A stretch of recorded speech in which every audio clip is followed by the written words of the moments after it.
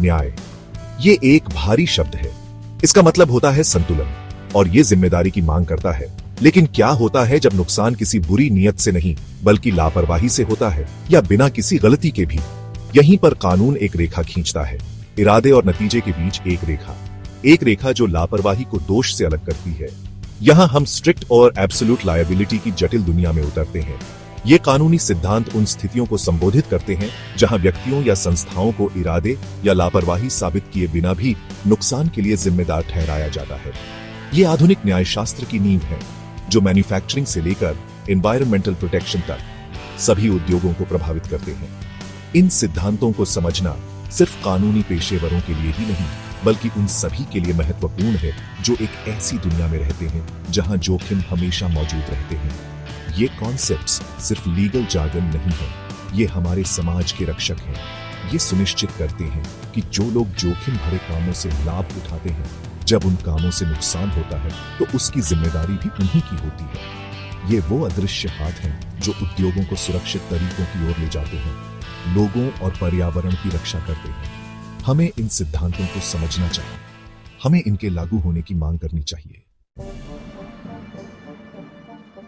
Strict liability सुनने में बड़ा सख्त लगता है, और है भी। यह कानूनी सिद्धांत कहता है कि नुकसान की जिम्मेदारी तब भी होती है जब कोई गलती या लापरवाही न हो। यह काम पर ही ध्यान देता है, जो एक्टिविटी की गई है। अगर वह काम अपने आप में खतरनाक है और नुकसान पहुंचाता है तो लायबिलिटी चिपक जाती है, कोई बचाव नहीं। एक बाघ के बारे में सोचो, सुंदर जानवर लेकिन अपने आप में खतरनाक। अगर आपके पास एक बाघ है और वह भाग जाता है, आपके पड़ोसी पर हमला करता है, तो इरादे मायने नहीं रखते। आप जिम्मेदार हैं। आपने एक खतरनाक जानवर पालने का फैसला किया, आप रिस्क उठाते हैं। संक्षेप में यही स्ट्रिक्ट लायबिलिटी है। स्ट्रिक्ट लायबिलिटी निर्दोष को सजा देने के बारे में नहीं है, यह रिस्क एलोकेट करने के बारे में है। कुछ गतिविधियां अपने स्वभाव से समाज के लिए ज्यादा जोखिम पैदा करती हैं। न्यूक्लियर पावर प्लांट चलाना, विस्फोटक बनाना, इन कामों में अपने आप में खतरे होते हैं। स्ट्रिक्ट लायबिलिटी सुनिश्चित करती है कि जो लोग ऐसे काम करते हैं वे हर संभव सावधानी बरतें, क्योंकि जब चीजें गलत होती हैं तो परिणाम बहुत बुरे हो सकते हैं। साल था 1868। इंग्लैंड। एक केस आया जिसने स्ट्रिक्ट लायबिलिटी का पूरा नक्शा ही बदल दिया। रायलैंड्स वी फ्लेचर। यह मामला दो पड़ोसियों का था। एक, रायलैंड्स ने अपनी जमीन पर एक रिजर्वॉयर बनाया। उन्हें पता नहीं था कि नीचे पुराने माइन शाफ्ट्स थे। रिजर्वॉयर फट गया और फ्लेचर की जो पास वाली माइन थी वो पानी से भर गई। रायलैंड्स का कोई बुरा इरादा नहीं था, उन्हें माइन शाफ्ट्स के बारे में पता भी नहीं था, लेकिन कोर्ट ने उन्हें लायबल ठहराया। क्यों? क्योंकि उन्होंने अपनी जमीन पर एक खतरनाक चीज लाई थी, एक ऐसी चीज जो अगर एस्केप कर जाए तो बहुत नुकसान कर सकती है। पानी। कोर्ट ने non natural use principle establish किया।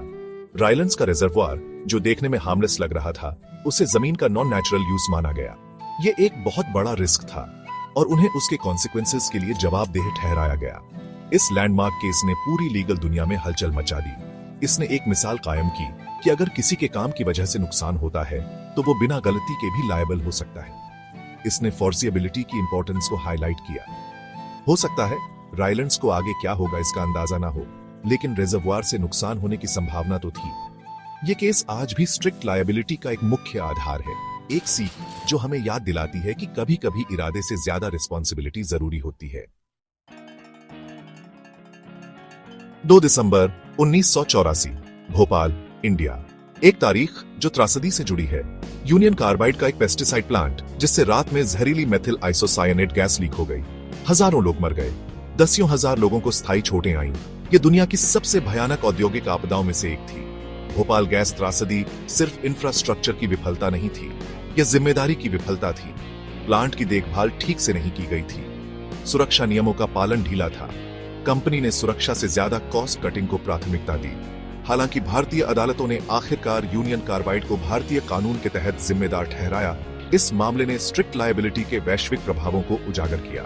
इस आपदा ने अंतरराष्ट्रीय स्तर पर आक्रोश फैला दिया। इसने घनी आबादी वाले क्षेत्रों में चल रहे खतरनाक उद्योगों के खतरों को उजागर किया। इसने कड़े सुरक्षा नियमों की जरूरत को रेखांकित किया, खासकर जब इनहेरेंटली डेंजरस पदार्थों से निपटना हो। भोपाल गैस त्रासदी जिम्मेदारी की उपेक्षा की मानवीय कीमत की एक भयानक याद दिलाती है। यह औद्योगिक विकास और उसके अंतर्निहित जोखिमों से जूझ रही दुनिया में स्ट्रिक्ट लायबिलिटी की आवश्यकता का एक सख्त प्रमाण है। सेक्शन 5 एब्सोल्यूट लायबिलिटी, ज्यादा बड़ी जिम्मेदारी। अगर स्ट्रिक्ट लायबिलिटी का मतलब है बड़ा दाम, तो एब्सोल्यूट लायबिलिटी का मतलब है और भी बड़ा दाम। यह कानूनी सिद्धांत जिम्मेदारी को एक और ऊंचे स्तर पर ले जाता है। इसका मतलब है अगर आप बहुत खतरनाक काम करते हैं तो उसके किसी भी नुकसान के लिए आप पूरी तरह जिम्मेदार हैं। कोई छूट नहीं, कोई बहाना नहीं। सोचो एक कंपनी विस्फोटक सामान रखती है, एक बहुत बड़ा धमाका होता है जिससे बहुत नुकसान होता है। एब्सोल्यूट लायबिलिटी के तहत कंपनी जिम्मेदार है, चाहे गलती किसी की भी हो, भले ही उन्होंने सारी सावधानियां बरती हो, फिर भी वो जिम्मेदार हैं। काम की प्रकृति ही विस्फोटक रखना इस पूर्ण जिम्मेदारी की मांग करती है। एब्सोल्यूट लायबिलिटी का मतलब सफलता को सजा देना नहीं है, इसका मतलब है समाज को बड़े खतरों से बचाना। यह मानता है कि कुछ काम चाहे कितनी भी सावधानी से किए जाएं, उनमें भयंकर नतीजों की संभावना होती है, जैसे रेडियोधर्मी पदार्थों को संभालना या बड़े बांध चलाना। ऐसे मामलों में कानून सबसे ज्यादा जिम्मेदारी की मांग करता है, क्योंकि दांव बहुत ऊंचे होते हैं। सेक्शन 6 MC मेहता बनाम भारत संघ, पर्यावरण के लिए न्याय। 1986 भारत, एक ऐतिहासिक मामला सामने आया जिसने कानूनी परिदृश्य को हमेशा के लिए बदल दिया। MC मेहता बनाम भारत संघ। इसमें दिल्ली के एक उर्वरक कारखाने से ओलियम गैस का रिसाव शामिल था, जिससे व्यापक दहशत और स्वास्थ्य संबंधी चिंताएं पैदा हुई। भारत के सर्वोच्च न्यायालय ने एक अभूतपूर्व फैसले में पूर्ण दायित्व के सिद्धांत का आह्वान किया। अदालत ने माना कि स्वाभाविक रूप से खतरनाक गतिविधियों में लगे उद्योगों का सुरक्षा सुनिश्चित करने का पूर्ण और गैर हस्तांतरणीय कर्तव्य है। लापरवाही की परवाह किए बिना उन्हें हुए किसी भी नुकसान की भरपाई करनी होगी। यह सिर्फ व्यक्तिगत मुआवजे के बारे में नहीं था, यह पर्यावरण संरक्षण के बारे में था। अदालत ने माना कि पर्यावरणीय क्षति सभी को प्रभावित करती है और जिम्मेदार लोगों को जवाबदेह ठहराया जाना चाहिए। MC मेहता मामले ने एक शक्तिशाली मिसाल कायम की। इसने भारत में पर्यावरण कानून की आधारशिला के रूप में पूर्ण दायित्व को स्थापित किया। इसने एक स्पष्ट संदेश दिया, यदि आप पर्यावरण को खतरे में डालने वाली गतिविधियों से लाभ कमाते हैं, तो आप हुए किसी भी नुकसान के लिए पूरी तरह जिम्मेदार हैं। यह ऐतिहासिक फैसला न केवल व्यक्तियों की रक्षा करने के लिए कानून की शक्ति का प्रमाण है, बल्कि उस पर्यावरण की भी जिस पर हम सभी निर्भर हैं। Section 7 Comparing the concepts a matter of degree. Strict liability और absolute liability एक ही सिक्के के दो पहलू। दोनों में बिना गलती सबमिट किए भी पार्टीज को नुकसान के लिए जिम्मेदार ठहराया जाता है, लेकिन दोनों में जिम्मेदारी की सख्ती में फर्क है। इसे जिम्मेदारी के एक स्पेक्ट्रम की तरह सोचो। स्ट्रिक्ट लायबिलिटी बीच का रास्ता है।